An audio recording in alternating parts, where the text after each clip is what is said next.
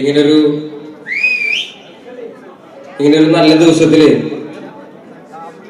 എനിക്കൊരു പ്രധാനപ്പെട്ട ഒരു അതിഥിയായി ഇവിടെ എത്താൻ, നിങ്ങളുടെ മുന്നിലേക്ക് എത്താൻ പറ്റിയതിൽ എനിക്ക് വലിയ സന്തോഷമുണ്ട്. പിന്നെ എനിക്ക് ഒരുപാട് പുരസ്കാരങ്ങളും എല്ലാം നിങ്ങൾ കണ്ടല്ലോ കിട്ടുന്നത്. ഞാൻ അതിന് അർഹനാണോ അല്ലയോ എന്നുള്ള കാര്യത്തിൽ എനിക്കൊരു ഉറപ്പില്ല.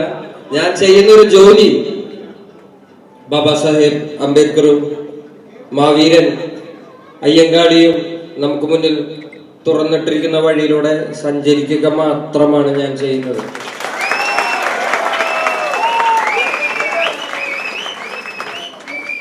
ആ വഴിയില് ഈ സനാതന സമൂഹത്തിനിടയിലുള്ള ഈ വഴിയിൽ സഞ്ചരിക്കാൻ എനിക്ക് ഒരുപാട് ബുദ്ധിമുട്ടുകൾ ഉണ്ടെങ്കിലും ഞാൻ ധൈര്യപൂർവം നടക്കും എന്നുള്ളൊരു കാര്യം എനിക്ക്, അത് മാത്രമേ എനിക്ക് വാക്ക് പറയാൻ പറ്റുള്ളൂ നിങ്ങളുടെ. ഇത്രയും സന്തോഷമുള്ള ഒരു സ്ഥലത്തും എനിക്കൊരു സങ്കടം ഉള്ളത് ഞാൻ പറയട്ടെ. ഞാൻ കാലത്ത് സ്മൃതി മണ്ഡപത്തിലേക്ക് പോയിരുന്നു. ഞാൻ അവിടെ പോയിരുന്നു. ഇപ്പൊ ഇവിടെ വരുന്നു. മഹാവീരൻ അയ്യങ്കാളിയുടെ നിனைவு നാൾ.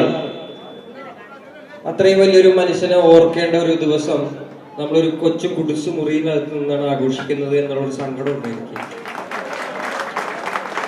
കേരളത്തിലെ ജാതി സമൂഹം മഹാവീരൻ അയ്യങ്കാളിയെയും ബാബാ സാഹേബ് അംബേദ്കറിനെയും ജാതിവാദിയായിട്ടും ഏതെങ്കിലും ഒരു പെർട്ടിക്കുലർ ജാതിയുടെ മാത്രം നേതാവാക്കി മാത്രം ആഘോഷിക്കപ്പെടുന്ന ഈ ഒരു സമൂഹത്തില്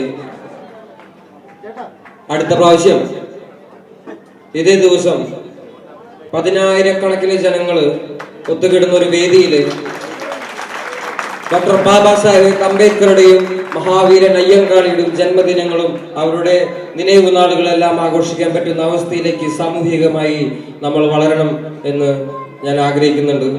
ഒരുപാട് കാലമായിട്ടുള്ള ആഗ്രഹമാണ്. പിന്നെ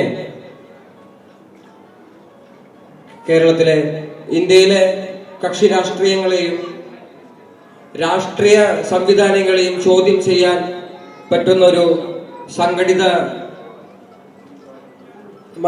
സംഘടിതമായിട്ടുള്ള ഒരു അവസ്ഥയിലേക്ക് നമ്മൾ ഇനിയും വളരാൻ ഒരുപാട് കാലം എടുക്കും എന്നുള്ളതാണ് എനിക്ക് കുറച്ച് നാളുകളായിട്ട് മനസ്സിലാക്കാൻ പറ്റുന്നത്. കാരണം നമ്മൾ തന്നെ വിഭജിച്ച് ജീവിച്ചുകൊണ്ടിരിക്കുകയാണ്.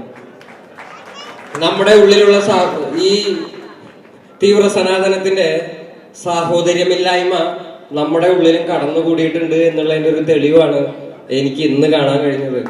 ദയവ് ചെയ്ത്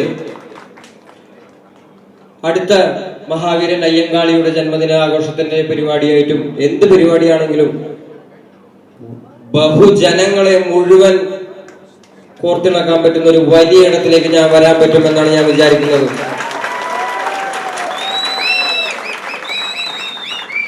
ഈ സനാതനത്തിന്റെ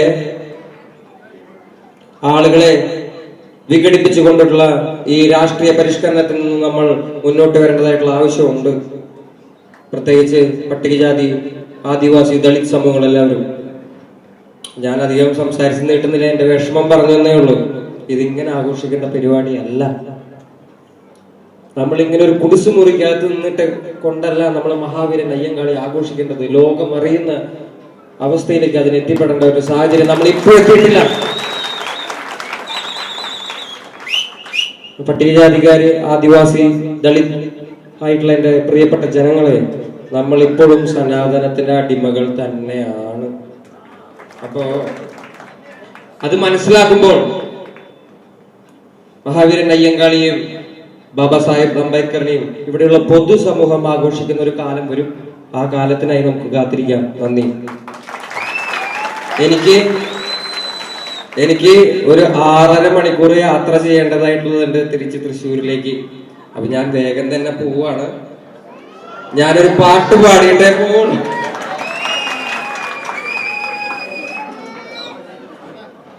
പക്ഷെ എന്ത് പാട്ട് പാടുന്നുള്ളൊരു സംശയത്തിലാണ് ഞാൻ എന്ത് പാട്ട് പാടണം. പൊയ്കയിലപ്പച്ചന്റെ പാട്ട് പാടാനാണ് പറഞ്ഞത്. ഞാനൊന്നും പഠിച്ചു വന്നിട്ടൊന്നുമില്ല. എങ്കിൽ കൂടി പൊയ്കയിലപ്പച്ചന്റെ ഒരു പാട്ടിലെ ഒരു 4 വരി ഞാൻ ഇപ്പോഴത്തെ സാമൂഹ്യാവസ്ഥയിൽ ഇത് ഞാനിത് പാടിയപ്പോൾ വേടൻ ജാതീയവാദിയാണ് എന്നാണ് പറഞ്ഞത്. ഞാൻ ഈ പാട്ട് ഒരു വേദിയിൽ പാടിയപ്പോൾ പൊയ്കയിലപ്പച്ചൻ നമുക്ക് വേണ്ടി എഴുതി പോരാടി മരിച്ചു പോയിട്ടുള്ള ഒരാളാണ്. അപ്പോ പ്രിയപ്പെട്ട ബഹുമാനപ്പെട്ട പൊയ്കയിലപ്പച്ചന്റെ ഒരു കവിതയിൽ ഒരു 4 വരിയാണ്. ഇത് പൊതുസമൂഹത്തിനുള്ളിലേക്ക് എത്തിപ്പെടേണ്ടതായിട്ടുള്ള ഒരു വരിയും കൂടിയായിട്ടാണ് ഞാൻ കാണുന്നത്. പുലയരെല്ലാരും കൂടി. അറിയോ ഈ പാട്ട്, ഈ കവിത ആർക്കെങ്കിലും അറിയോ? എങ്കിൽ അത് ഞാൻ എന്തായാലും പാടും. ഇത് നിങ്ങൾ കേട്ടിട്ടുണ്ടോ? അത് പാടരുതെന്നാണോ പറയണത്? എന്താണ് അവസ്ഥ? പുലയരെല്ലാരും കൂടി ചേരമരായാലെന്താ, പുലയന്റെ ഈ കേരളത്തിൽ ഇതിനൊരു ശുഭം വരുമോ? പറയരെല്ലാരും കൂടി സംഭവരായാലെന്താ, പറയന്റെ പഴി മാറുമോ? ഈ ധരതന്നിൽ ഇതിനൊരു ഇത് ഈ കാലഘട്ടത്തിലും പാടേണ്ടതായിട്ടുള്ള ആവശ്യമുണ്ട് എന്ന് പറയുന്ന ഒരു ദയനീയമായിട്ടുള്ള അവസ്ഥയിലാണ് നമ്മൾ ജീവിച്ചുകൊണ്ടിരിക്കുന്നത്. അല്ലെങ്കിൽ ഒരു സമൂഹത്തിനെ തന്നെ മാറ്റിമറിച്ചിട്ടുള്ള ഒരു വീരയോദ്ധാവിന്റെ ഓർമ്മ ദിവസം ഇങ്ങനെ ഒരു ഹാളിൽ ആഘോഷിക്കേണ്ട ഒരു അവസ്ഥയിലേക്ക് നമ്മൾ എത്തില്ലായിരുന്നു. വലിയൊരു ഉത്സവമായിട്ട് നടത്തേണ്ടിയിരുന്ന ഒരു പരിപാടി. എനിക്ക് അതാണ് ഒരു സങ്കടമുള്ളത്. നിങ്ങളെല്ലാവരും കണ്ടതിൽ എനിക്ക് സന്തോഷമുണ്ട്. പക്ഷെ ഇതിങ്ങനെയല്ല നടത്തേണ്ടത്. അടുത്ത പ്രാവശ്യമെങ്കിലും ഒരു വലിയ ഒരു വേദിക്ക് മുന്നിൽ മഹാവീരൻ അയ്യങ്കാളിയുടെ നിனைவு നാൾ നമുക്ക് ആഘോഷിക്കാൻ പറ്റട്ടെ എന്ന് ഞാൻ ആശംസിക്കുകയാണ്. ഞാൻ പോയിട്ട് വരാം. പാട്ട് പാടുന്നില്ല. കടലമ്മ കടലമ്മയല്ലേ? പാടാം. ഞാനിത് പാടിയിട്ട് പതുക്കെ ഇറങ്ങാണ്. ഒരുപാട് തിരക്കുകൾ ഉള്ളത് കാരണമാണ്. വേറൊരു ദിവസം ഞാൻ പറഞ്ഞ പോലെ ഇതിലും വലിയ വേദിയില്, ഇതിലും വലിയ ഒരിടത്ത് നമുക്ക് കണ്ടുമുട്ടാം. അതുണ്ടാക്കി തരണം, തീർച്ചയായിട്ടും ഉണ്ടാക്കി തരണം. ഇങ്ങനെ ആഘോഷിച്ച പോരാ, തീർച്ചയായിട്ടും അതെനിക്ക് വേണം. അത് ഞാൻ ചോദിച്ചു വാങ്ങുകയും ചെയ്യും. എന്റെ കണക്കെ കൂടെയാണ്.